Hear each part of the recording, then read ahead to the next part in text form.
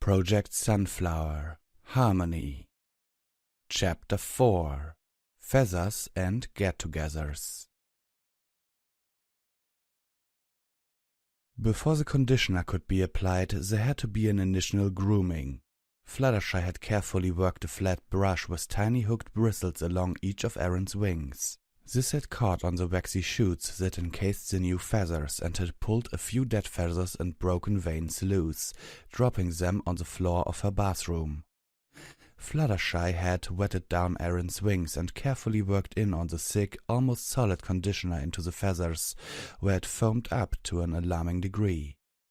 Erin's first attempt to follow the instructions on the bottle by holding her wings outstretched and level had led to a long moment of unresponsiveness, followed by a violent spasm that had flung foamy conditioner all over her walls and had just barely missed Fluttershy.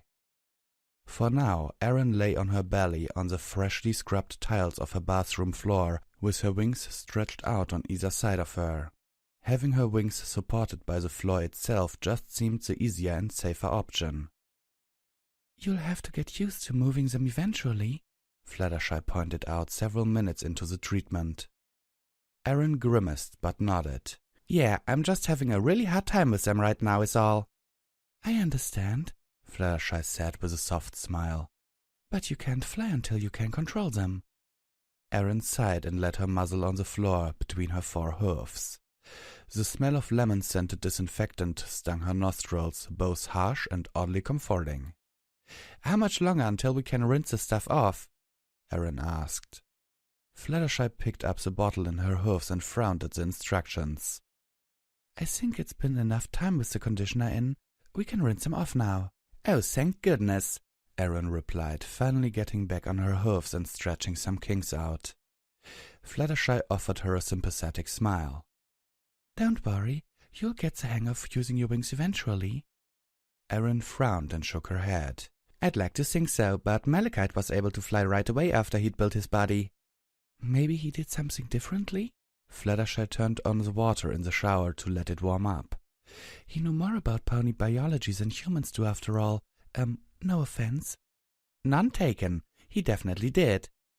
Erin tried to repress a habitual shudder at the thought of the creature that had once possessed her. She failed.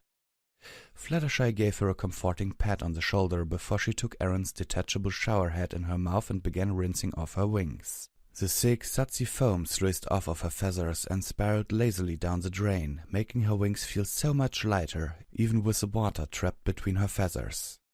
After a few minutes, Fluttershy was satisfied with the rinsing and turned off the faucet.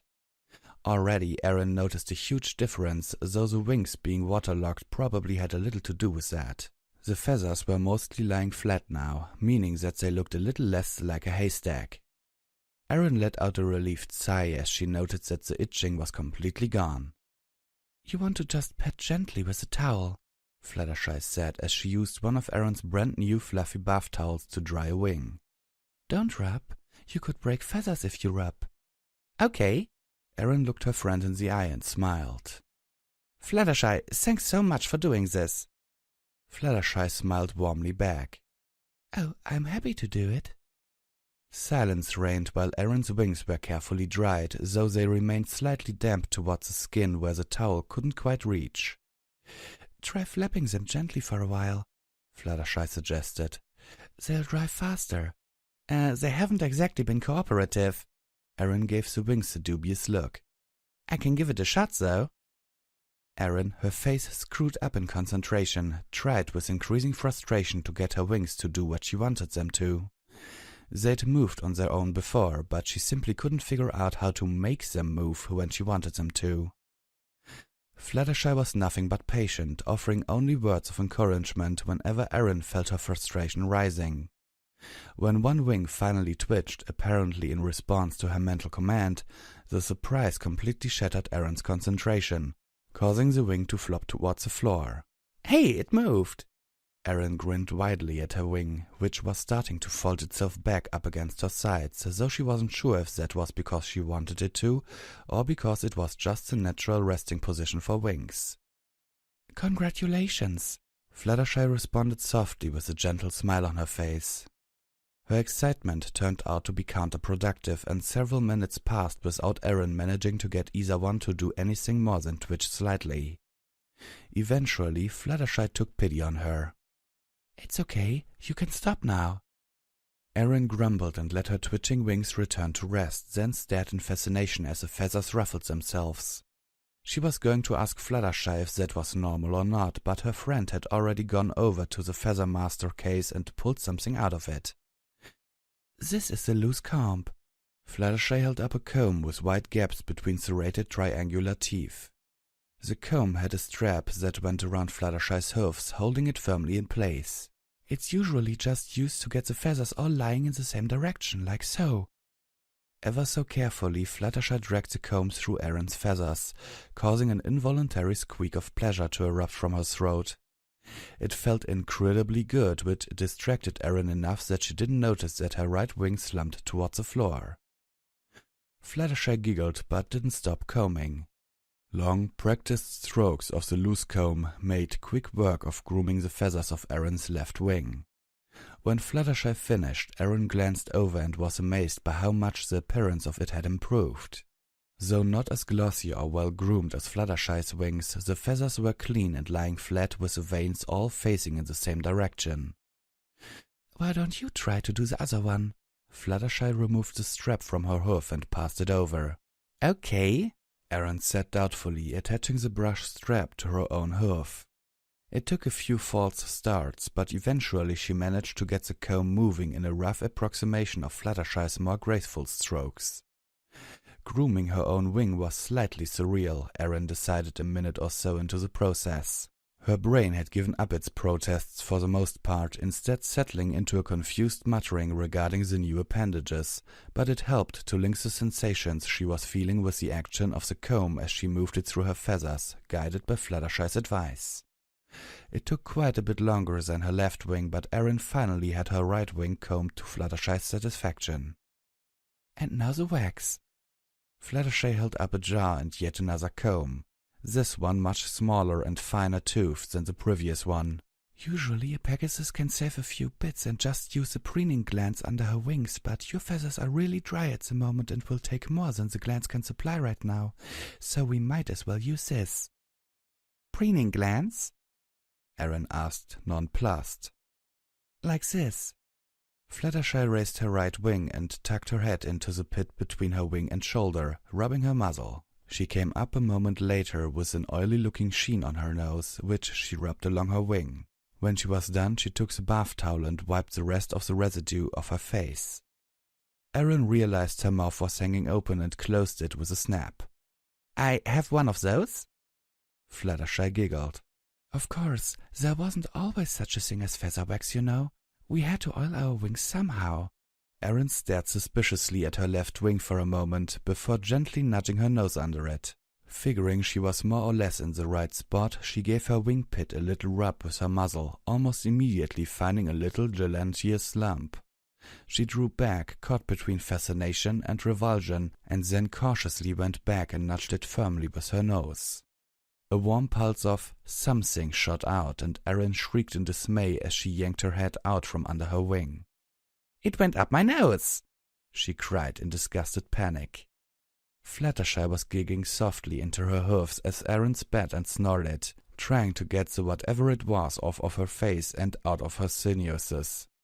It dried quickly, leaving a dusty residue on her face, which Fluttershy wiped off with a towel.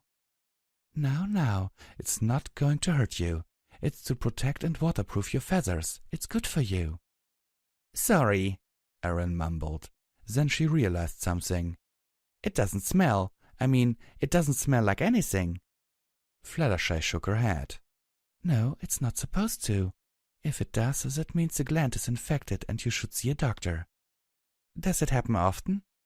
"Sometimes," Fluttershy shrugged.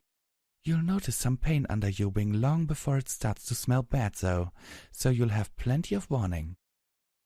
Erin's wings once again both felt and looked alien and strange to her, and just as I was getting used to them, came the worried thought. Once again, Fluttershy led the way by example, showing Erin how to apply the wax to some of the feathers on her left wing, and then having Erin to do the rest. It was an incredibly tedious process, the comb only being large enough to do one feather with just the slightest amount of glantaneous oil from the jar at a time. In order to speed things up, Fluttershy got a second wax comb from the other feather master case in order to work on Aaron's right wing. "Oh, Fluttershy, don't you want to return that?" Aaron asked. Fluttershy shook her head. "I've always wanted one of these sets. My old comb set was passed down from my grandmother and is in pretty rough shape." "You're sure?" Aaron asked. Fluttershy nodded. "Very sure. I'll keep the one you bought and you keep the one I bought, and that way it's like we bought each other very nice presents, okay?" Aaron couldn't help but laugh. "You got it," she said with a smile. "And next time I come over, I'll show you how to use the rest of the brushes and combs and other things in there, okay?" "Sounds good. Thanks, Fluttershy." "Of course. Now let's get those wings done so you look nice for your party." It was only 20 minutes before Aaron's Welcome Back to Ponyville party was scheduled to start when they finally wrapped up. Aaron looked at her wings in mild dismay. The wax had dried into a filmy residue, making her wings look dull and dusty, with a grayish cast to them. Fluttershy smiled at the look on her face. "Follow me," she said, taking the bath towel and leaving the bathroom, leading Aaron through her living room and out to her front yard. "You always want to do this part outside, okay?" Okay," Aaron said, shifting from hoof to hoof uncertainly. "What part?" "Open your wings," Fluttershy said, spreading her own wings in example, "and flap them as hard as you can." Aaron blinked at her, confused. "What?" "Go on." Fluttershy gave her an encouraging nod. "Like this," she said, suiting words to action as she pumped her own wings. Aaron shrugged, then scowled at her wings, willing them to do anything other than just lying there like lumps. The feathers ruffled again, causing a small cloud of silvery dust to float out of her feathers.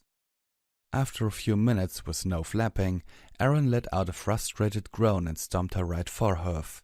To her surprise, her right wing flapped when she did so. She stomped again, but this time the wing ignored her. She closed her eyes and raised her right foreleg, concentrating on the muscles she felt moving as she did so. Her wing moved, but as soon as Aaron opened her eyes to look at it, it snapped shut again with another puff of dust. It was annoying, but at the same time Aaron felt more hope than she had all day. "Okay, this is probably going to look silly," she said to Fluttershy. Aaron started marching in place with her front hoofs and, sure enough, her wings started flapping along, alternating in time with her hoof stomps. Fluttershy gaped at her for a few seconds before she broke into giggles, which triggered Aaron's own giggle reflex. The two of them stood there in Aaron's front yard with Aaron stomping and her wings going up and down like semaphore flags while small clouds of dried-up wax dust puffed out. When the dust eventually stopped billowing out, Fluttershy told her to stop the flapping. After a quick rub-down with the bath towel, Fluttershy pointed a hoof at her wings and said, "Look." Aaron looked, then she gasped amazed. "They're beautiful." "And they're waterproof," Fluttershy said with a satisfied nod. "You want to do this once a week if you use the wax in the jar, or you can just do it a little bit each night if you use the preening glands under your wings. You can use your hooves if you don't want to use your muzzle. Just rub it on the dullest spot and flap it off like you just did." Aaron shuddered. "I think I'll use the wax, thanks." Fluttershy smiled sympathetically. "I understand. Non-Pegasi sometimes finds that to be a little creepy." She shrugged, adding, "And some Pegasi thinks they're too good to use the natural stuff." "Is it better to use the wax?"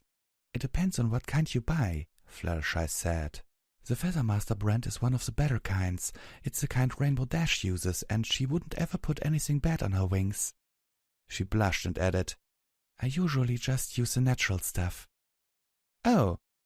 Aaron considered it for a little while. "It's not really all that creepy, I guess. It was just unexpected." She offered a weak smile to Fluttershy, who smiled gently back before saying, "Well, I think it's time we head over to Sugar Cube Corner, don't you think?" "Hold on," Aaron said. She stepped forward and gave Fluttershy a hug around the neck. "Thank you." Fluttershy hugged her back with a warm smile on her face. "You're very welcome." "Okay," Erin said, releasing her friend and dropping back to all four hooves. "Now we can go to that party."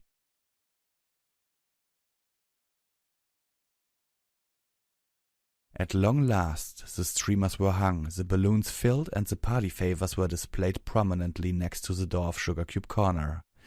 Everything was perfect, and all that remained was for the guests to arrive. On snack table Dulcia was a mountain of cupcakes piled up in all colors of the rainbow, as well as cookies, brownies, and various shortbreads and other sugary baked goods. Snack table Gastio Prime held the less sweet but more filling snacks, the cheese and crackers, breads and rolls, chips and dips. It also held the large crystal punch bowl with the ultra-special super-secret punch formula passed down from pie to Rockwell Great Granny Rockwell having changed her name for tax reasons, to a couple more pies, and finally to Pinkie Pie herself. The games were ready, the food was ready, the banner was drooping a little, but it only took a moment of work with the stepladder to get it back where it belonged. Pinkie looked around with pride, knowing she'd done everything. "The music!" Pinkie cried and bottled out of the room, only to return a moment later with the cake's phonograph on a rolling table. She parked it in the corner and sighed with relief before picking up where she'd left off. Knowing she'd done everything there was to do, and now all that was left was to wait until the guests arrived. This was one of Pinkie Pie's very most favorite times, that moment of anticipation right before a party started. The uncertainty of not knowing whether every pony would show up or not, though they almost always did. Not knowing if the party would go well, though she'd never thrown a dull party in her life. All of the emotions which made the butterflies go all flittering around in her tummy and making her feel energetic, scared and a little bit sick all at once. In fact, it reminded her of hot sauce cupcakes, all tasty sweet and spicy upsetting. All of that was rolled up into a tense little ball in her chest that almost made her want to explode. Then some pony knocked on the door and the tense little ball in her chest did explode. Pinkie couldn't have stopped the grin on her muzzle even if she'd been silly enough to try. Ponies had a tendency to show up early for Pinkie Pie's parties, a fact that Pinkie took into account by making sure that everything was ready at least half an hour before the scheduled start time. Which is why she wasn't surprised, though maybe a little disappointed, that it wasn't the guest of honor at the door. Instead, standing there with hopeful expressions were three of the ponies who helped to make up the happy background of life in Ponyville. She still welcomed them warmly, of course. A guest was a guest, even if they weren't the guest of honor.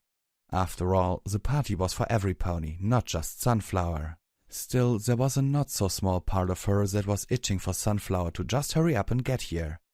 "Welcome, welcome!" Pinkie said as she ushered the smiling ponies inside. "Help yourself to any snacks, if you like, but leave the cake for now. It's gotta wait until Sunflower shows up." "Is she really a human?" Flitter blurted out, wide-eyed, and Pinkie could tell that it had been on her mind for a while.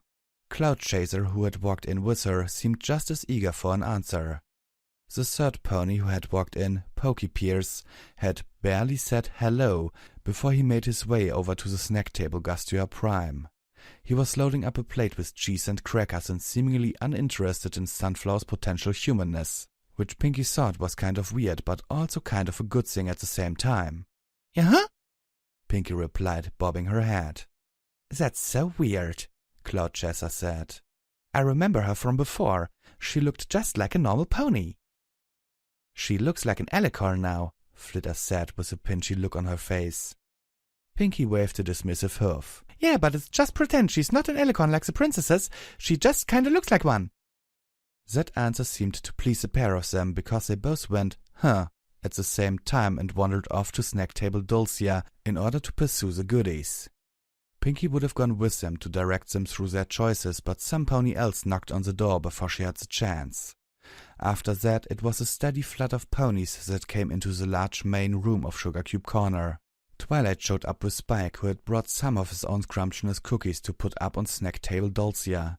Rarity and Applejack showed up at the same time, and Rainbow Dash somehow managed to sneak in when Pinkie's back was turned and almost immediately started stuffing her muzzle with a cupcake or 3, or 4. It was a good thing, Pinkie decided, that she had made so many spares still in the kitchen. Even though she had to keep an eye on the guests and make the occasional kitchen run to be sure the food remained well stocked, Pinky managed to keep her other eye on the door. It was with no small amount of relief that she noticed Sunflower herself, with Fluttershy in tow, walking through the door just 5 minutes before the official start time, which was still plenty early but also close enough to being late to make sure the butterflies in Pinky's tummy had plenty of exercise. As soon as Sunflower walked through the door, Pinky jumped up on a nearby table, stood on her back hoofs and shouted, "Okay, every pony, just like I told you! 3, 2, 1! And just like magic, or friendship, or both, every pony in the room shouted very nearly at the same time, "Welcome to Ponyville!" Sunflower smiled a happy smile, a number 15 which was one of Pinky's personal favorites, surprise and joy and a happy warmth inside because she never thought that so many ponies would be so enthusiastic in welcoming her. "Thank you, every pony," Sunflower said with a definitely not unhappy sort of tears in her eyes, and inside her heart Pinky could hear the music soaring. Pinky did a happy little dance on her table while chanting, "Speech! Speech!"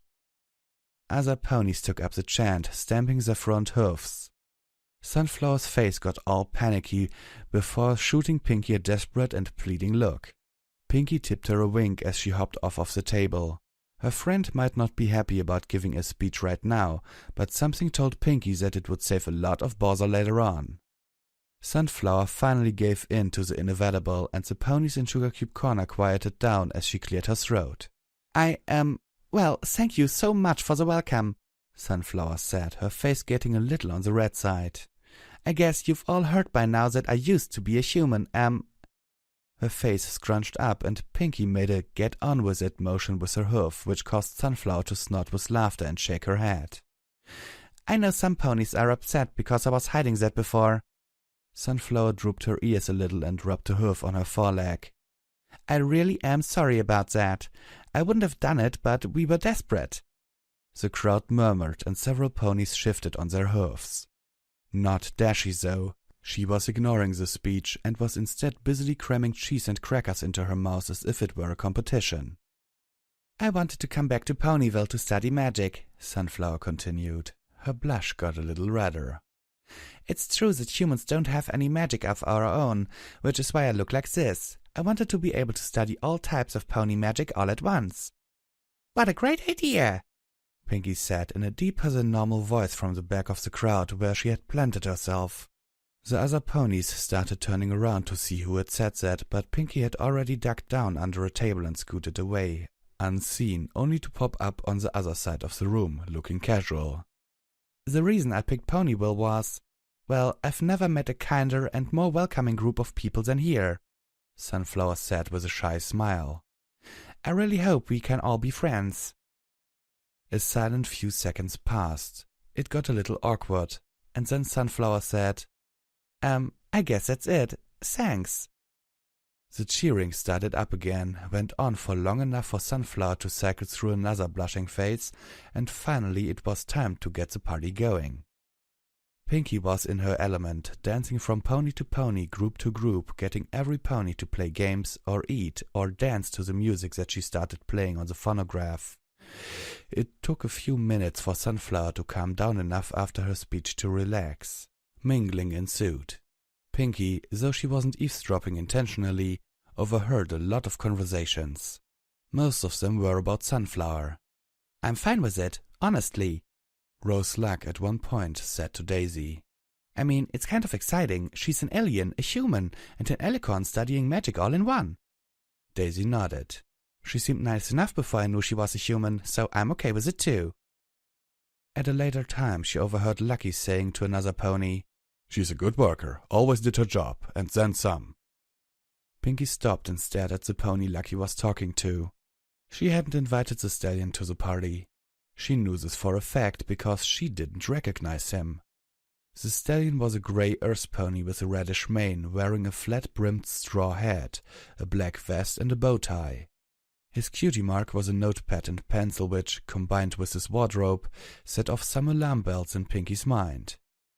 This, Pinky decided, required investigation, even though she'd left her investigation hat up in her bedroom. She sidled up next to the unknown stallion as Lucky walked away. He had produced a pencil from somewhere and held it in his teeth as he wrote busily in a tattered notebook. "What you doin'?" Pinky said loudly from right next to him. The stallion jumped in the air and went, "Gah!" before turning to look at her with scared eyes. "Where the heck did you come from?" Pinkie Pie blinked at him.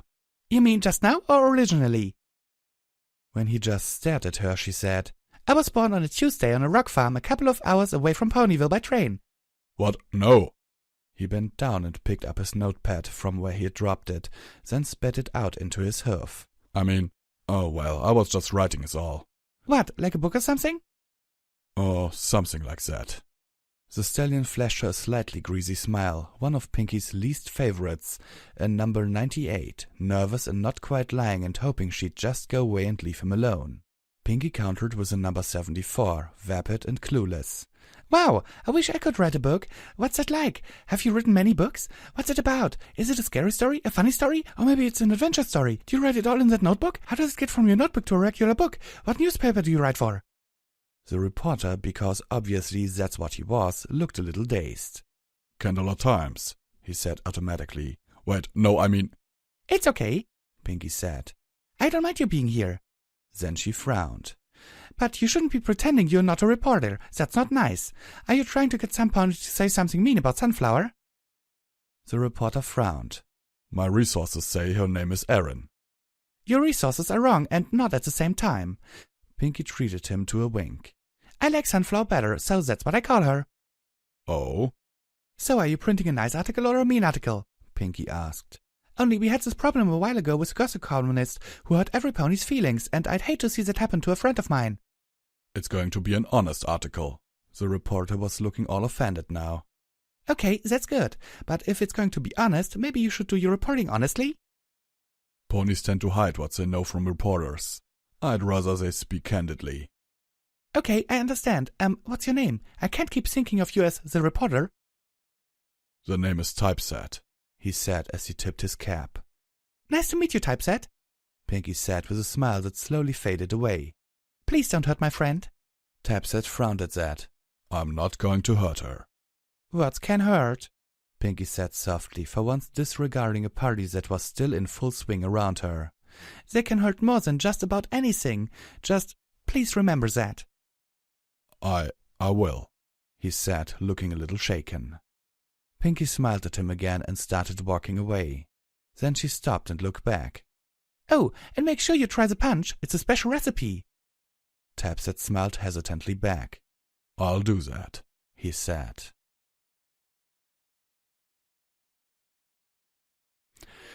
Contrary to what many ponies may have believed, Princess Luna's night court didn't actually take place overnight when most ponies were asleep. Instead, it convened after the end of Luna's dinner in the early evening and wrapped up shortly before it was time to raise the moon. Luna had other duties for the actual night. Duties that she began shortly after she finished raising the moon over the darkened landscape of Equestria. It was with a sense of satisfaction that she watched her charge rise beyond the horizon, brightening the night. It had taken months after she'd returned from her banishment for her to regain enough strength to once again perform the lunar rites, and now, every time she did so, it felt like a little victory. Now that the moon was set on its proper course, Luna looked down from her balcony to the lights of Canterlot. The city in a small way mirrored the sky, twinkling below as the stars did above. So many ponies staying up late, enjoying the quiet of the night. She allowed herself a small and contented smile. Things were so very different these days. Luna stepped back into her sitting room and crossed over to her chaise lounge, which was upholstered in burgundy velvet. She lay down, tucking her long dark legs underneath her. The clockwork sky that had ranged across her domed ceiling, a relic of a long-dead Earth pony clockmaker, now showed the moon ascendant. Luna's horn flared, dimming the lights and sinking the room into shadow. The fewer distractions she had, the better. She left the clockwork ticking along, though. She found the tick-tock to be soothing. The night princess began to regulate her breathing, drawing her focus ever deeper inward. Soon nothing remained but the steady constant rhythm of her breathing and the ever more distant sound of clockwork. And then even that faded away as she left her body behind. When she opened her eyes, she found herself looking at an entirely different starscape, scattered like chips of diamonds far beneath her hoofs. Spreading ethereal wings, Luna launched herself deeper into the dream realms, soaring over the lights below. Unlike the true stars, these lights were clustered oddly. In her immediate vicinity they were so dense that she had a hard time making them out individually. Further out they became more scarce, with long stretches of darkness between the distant clusters of lights. All of these lights, each and every one, was some pony's dream. The concerns of the day slipped away as Luna found herself becoming calmer and more at peace now that she was in her own element. The realm of the dreaming, a garden of minds that she tended very carefully, keeping the predators away.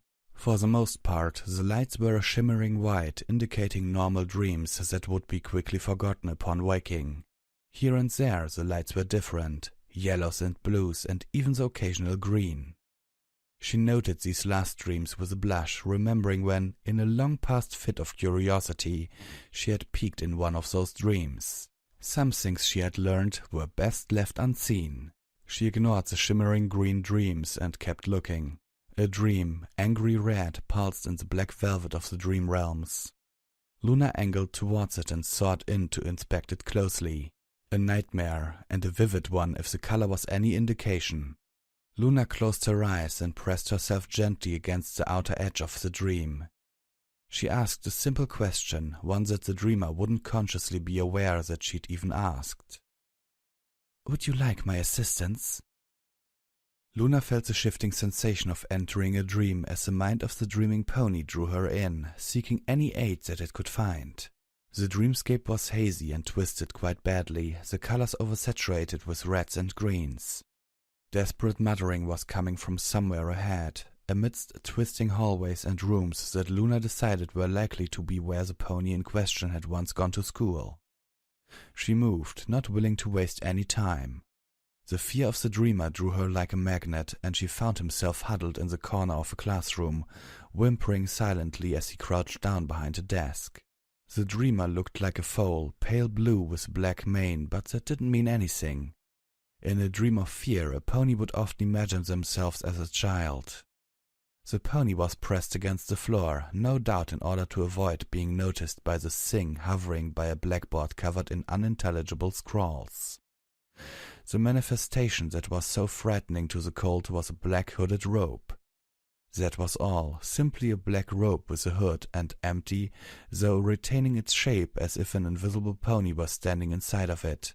Luna studied the apparition for a moment and then disregarded it. Whatever it meant was momentarily beyond her ability to puzzle out.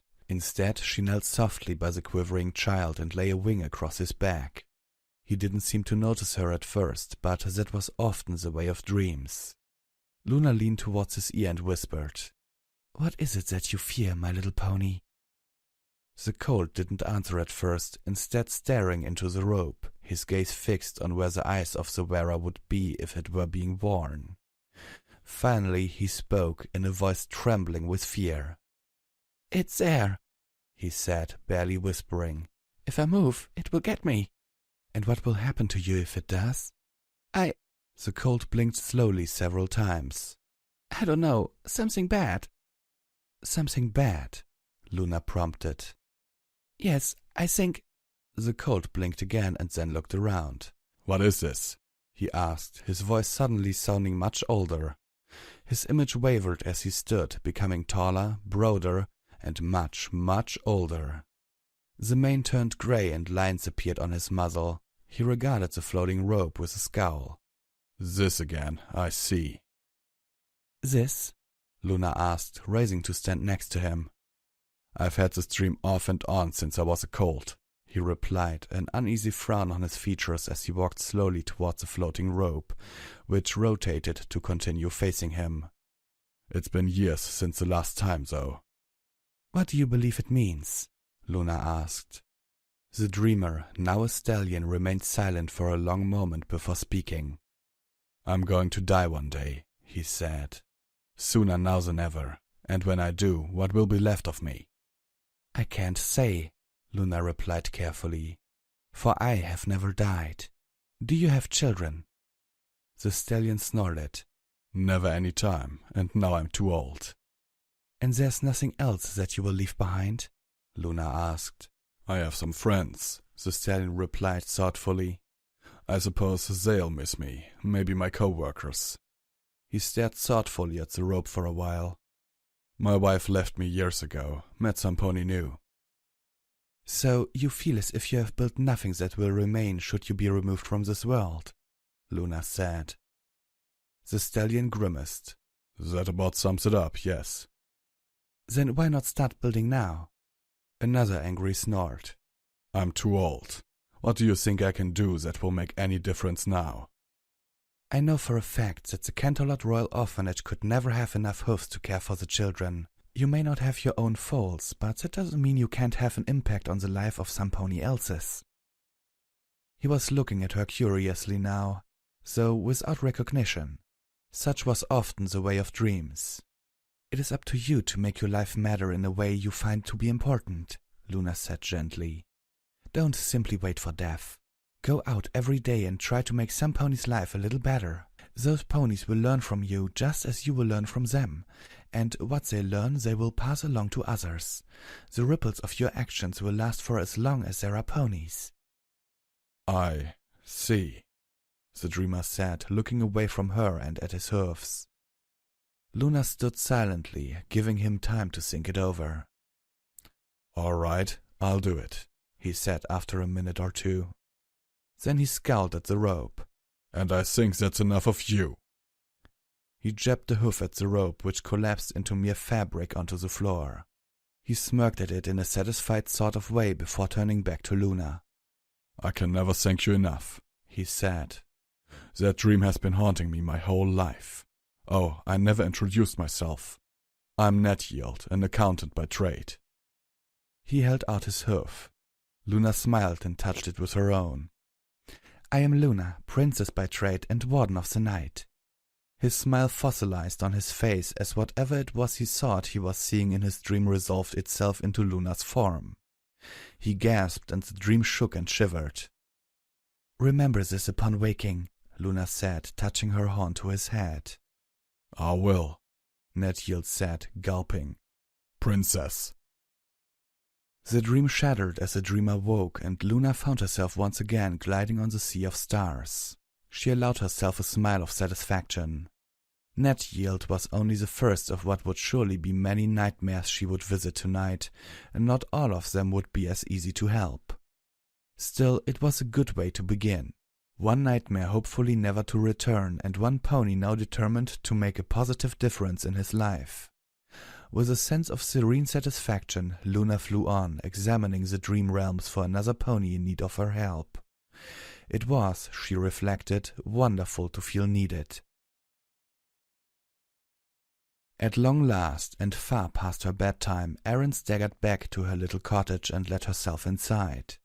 She still hadn't found the time to buy an actual bed, but her new sofa, reading chair, and end tables were crammed into her small living room across from all the boxes she had still to unpack. Erin removed her saddlebags, which were filled to bursting with leftover party food, and set them on the kitchen counter. Then, stifling a yawn, she went into the bathroom and brushed her teeth. It was a short while later that Erin snuggled up to her new dark green sofa, using a large and fluffy green bath towel as a blanket. She poked her hoof at a cushion to fluff it up, lay her head down and closed her eyes. "What a wonderful day this was," she thought. Moments later she fell asleep for the first time in her new home.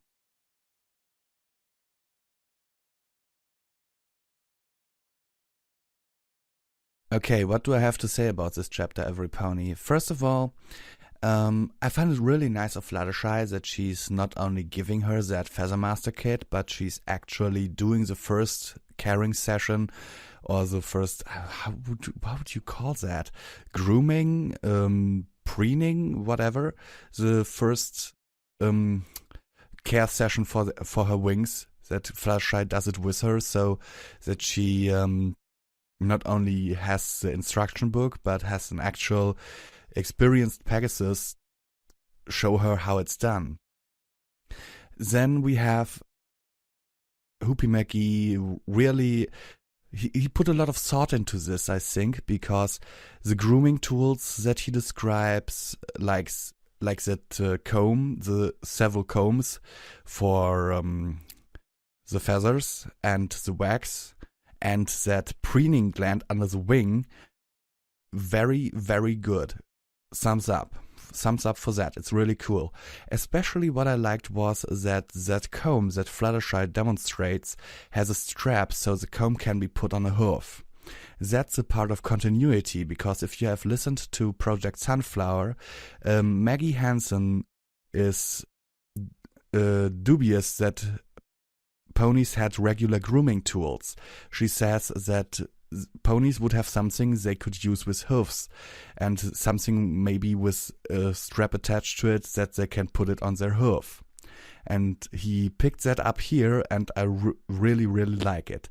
Then, of course, we have the party, and yeah, Pinkie Pie calling out here, where was it? What a great idea, from the back of the crowd, and everyone turns around, but Pinkie disappears unseen.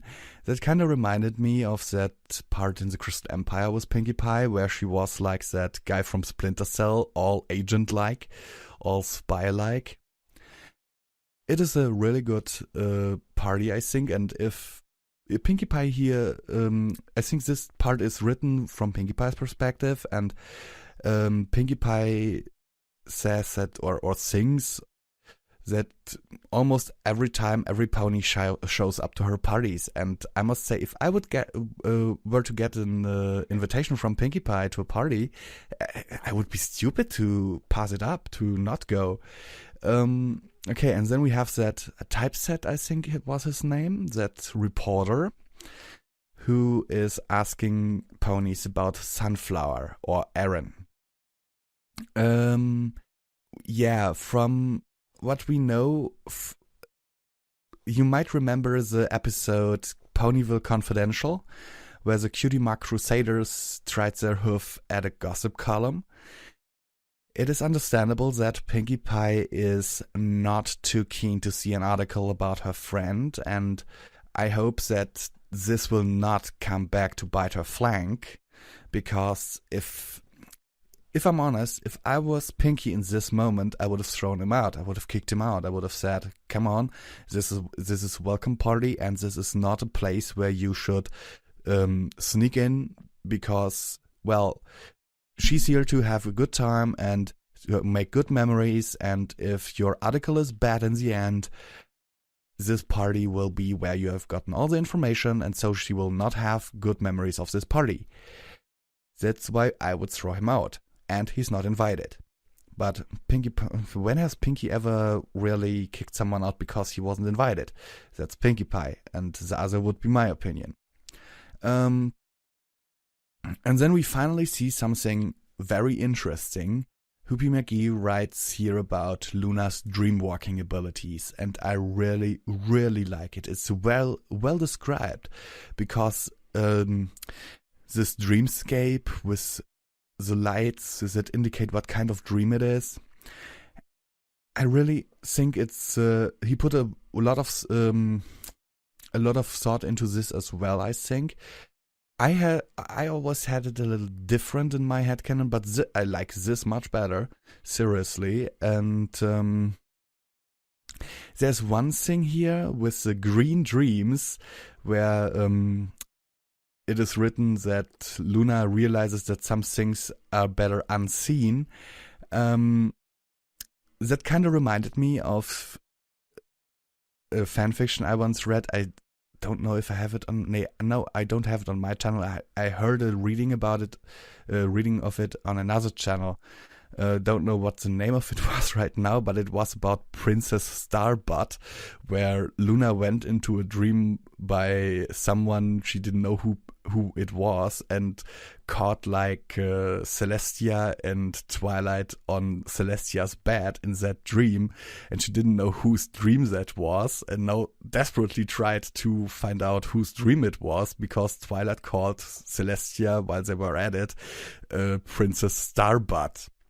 And in the end, she found out it was Rarity's dream, but I'm going off topic here. That kind of reminded me of that, however, and also that in the end of that story, I think Luna promised herself never ever to intrude on those dreams again. Yeah, what else to say? Overall, it's a really cool thing that he tried to implement her dreamwalking abilities here. I'm curious as to where it goes, because if I think about Project Sunflower, there was not one event that didn't have an impact on something else later. At least I can't think of one right now. So if we think that this is part or an important part of the coming storyline, then I'm really curious to see where this goes. Okay, and Luna helping some stallion who has a nightmare. I could really use someone like that. It's a really cool thing that she does that. She is the princess of the night after all. And at the end, Erin falls asleep for the first time in her new home. Oh my god, I remember my first own apartment. That was bliss, pure bliss. Okay, sincerely yours, Visual Pony, and I'd like to know your opinions on this.